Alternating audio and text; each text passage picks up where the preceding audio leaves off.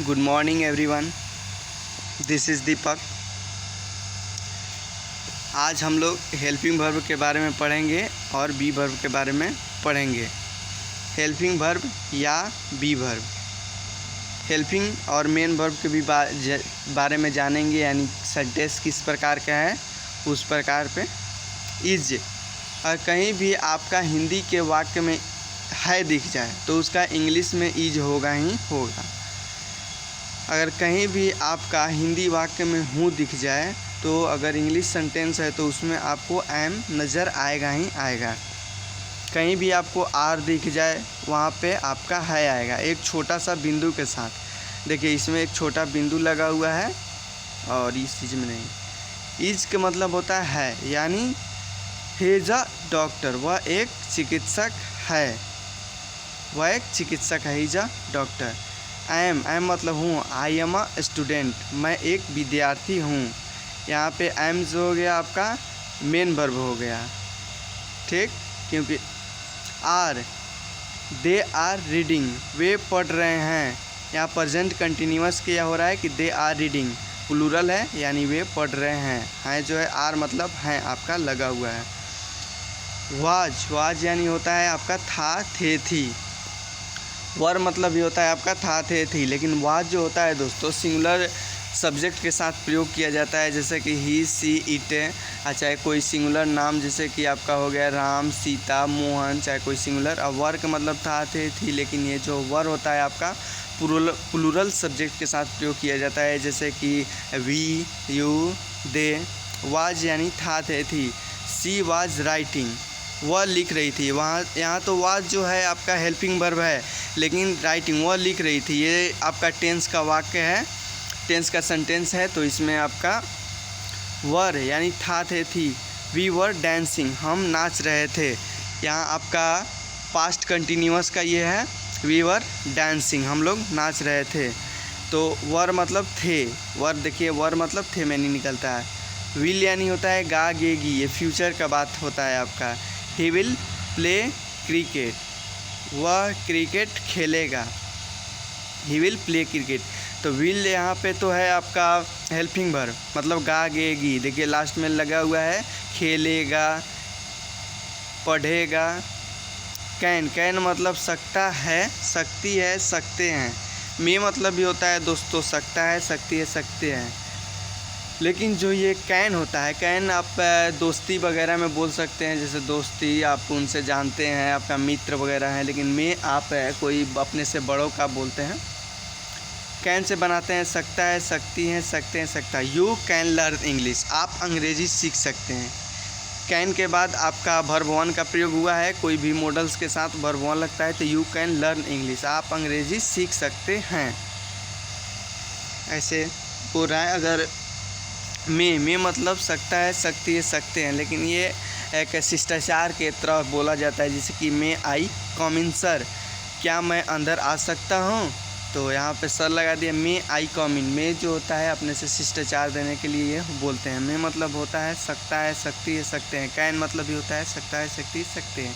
लेकिन यहाँ पे मे आई कम इन, क्या मैं अंदर आ सकता हूँ, तो यहाँ पे अनुरोध कर रहे हैं जाने के लिए, पूछ रहे हैं, तो यहाँ पे इसमें हम लोग मे का प्रयोग करते हैं। कैन का प्रयोग वैसे हम आपको बता ही चुके हैं कि दोस्ती वगैरह में। कुड मतलब सका, सकी, सके, या सकता था, सकती थी, सकते थे। कैन का ही आपका पास्ट में हो जाता है could. I could do it, मैं यह कर सकता था, यानी कुड मतलब सकता था। देखिए आपका कुड दिया हुआ है और कुड मतलब सकता था, तो I can do it. Could past tense में आपका होता है कुड, कैन का हो जाता है कुड, कैन डू इट, मैं यह कर सकता था। सका, सकी, सके, सकता था, सकती थी, सकते थे। हैव, हैज़ मतलब पास है। हैड मतलब पास था, हैड यानी पास था।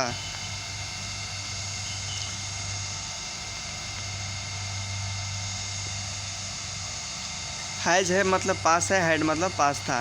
हैज़ है मतलब पास है। आई हैव ए पेन, मेरे पास एक कलम है। अब हैव मतलब होता है आपका आपका पास है मतलब पास है। तो मेरे पास एक कलम है, आई हैव अ पेन। मेरे पास एक गाय है, I have a cow. Has और हैव मतलब पास है।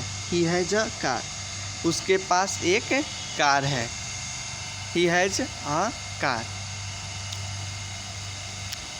ही के साथ हैज़ प्रयोग होता है, यानी ही जो है हैज़ हम सिंगुलर सब्जेक्ट में प्रयोग करते हैं। ही, सी, इट, हैज़ जो है हैज़ हैव हेल्पिंग वर्ब के रूप में आप यहाँ पे देखिए यू हैव स्टडीड, आप पढ़ाई कर चुके हैं। यहाँ पे देखिए आप दोस्तों ध्यान से, हैज़ हैव जो है यहाँ पे हेल्पिंग वर्ब का प्रयोग हो रहा है। यहाँ पे चुका चुकी लगा हुआ है, प्रेजेंट परफेक्ट टेंस का ये वाक्य है। यू हैव स्टडीड, आप पढ़ाई कर चुके हैं। चुका चुकी होता है प्रेजेंट परफेक्ट टेंस में आपका ये होता है।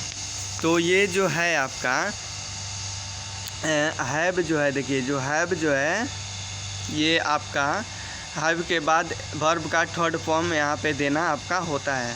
तो स्टडीड हो गया यानी पढ़ाई कर चुके हैं।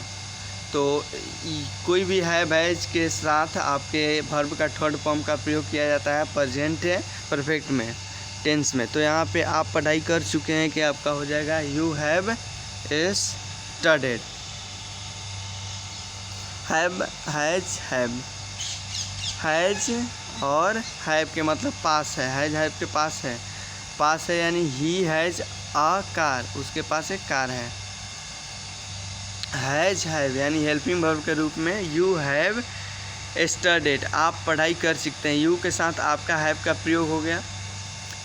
हैज़ हैव हेल्पिंग वर्ब के रूप में सोहन हैज़ स्टडीड, सोहन पढ़ाई कर लिए है। सोहन यहाँ पे गलती हो गया थोड़ा, उसने लिखा हुआ है।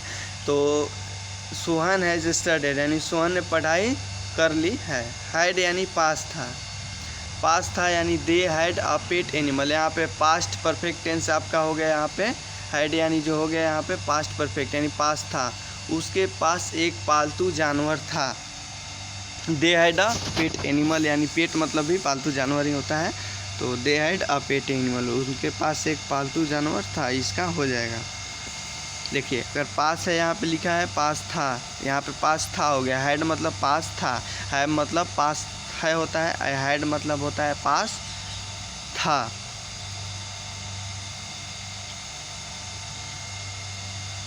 हैड यहाँ पे हैड देखिए आपका हेल्पिंग वर्ब के रूप में यहाँ पे दे हैड स्टडीड।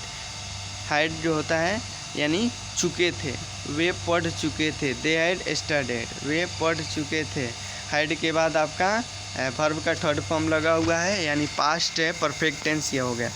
हैड यानी पास था। दे हैड अ पेट, उसके पास एक पालतू जानवर था। They had a pet.